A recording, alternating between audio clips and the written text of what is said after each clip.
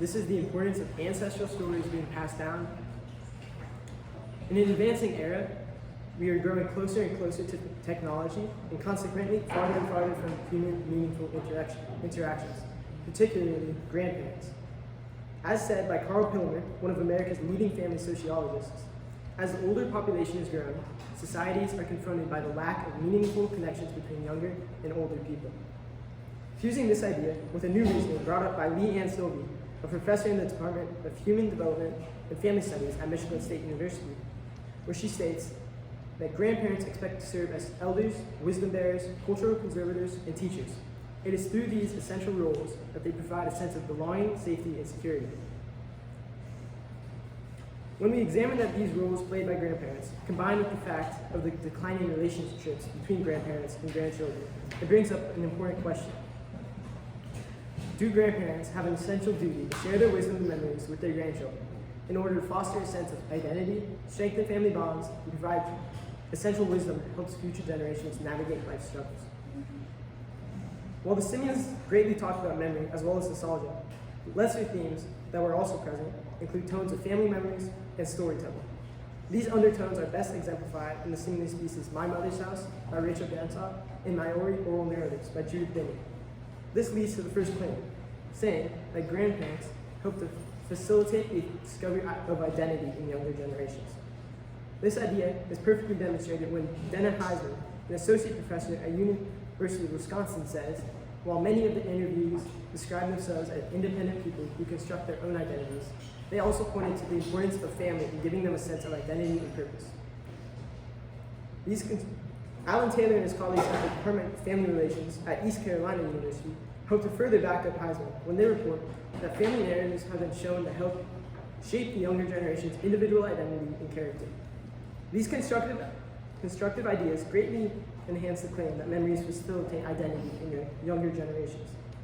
They show that while memories and stories don't completely control or program the identity of younger generations, they do help to shape and guide it, especially through moral and key character traits. The second reasoning behind the importance of grandparent stories and memories is the shared culture it creates. This, in turn, strengthening family bonds. This is masterly explained by Jukka Rantala, history professor at the University of Helsinki, when he asserts that children's perspectives of the past are compounded above all by active reminiscence by their parents and grandparents.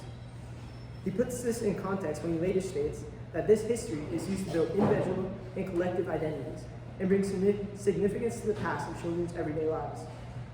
Not only does this back up Taylor and Heisman in Claim 1, showing that memories do shape individual identity, it also proves Claim 2, showing that the collective identity are formed from grandparents' memories.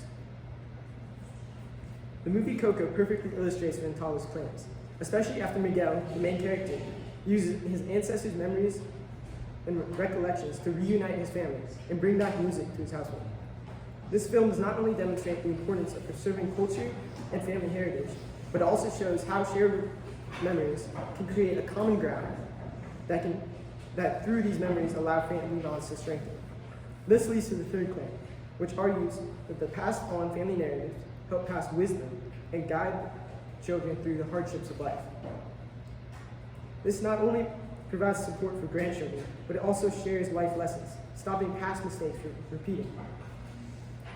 In Muhammad Muzamil's poem, titled The Grandfather, the First Friend to His Grandson, he portrays the importance of his grandparents' advice. Through life's twists and turns they navigate, grandfather's guidance never abate. Through elaborate rhymes, he illustrates the importance of his guidance and stories from his grandparents. This message is again exemplified by Rachel Gansott in her stimulus piece, My Mother's House, where after she finds her ancestors' graves and says, I apologize for failing. I thank them for surviving. I realize what was done, but here in the now, I had someone beside me to help me search the mud. When she says there's someone beside her to search the mud with her, she is showing the unburdening it feels like to have guidance through life, especially by grandparents. Supporting the argument that grandparents' memories and stories can guide grandchildren through hard times in life. While it is obvious the most that why the past is important, some say that the past doesn't quite relate to the present. And they also might say that forgetting the past sometimes helps, Like when Rachel Gonsalves' mom in the stimulus piece says, "If it was bad, I don't remember. If it was beautiful, I forget that too. All I remember is wanting to leave, and I did." People may say that forgetting past helps, like this, to forget painful memories.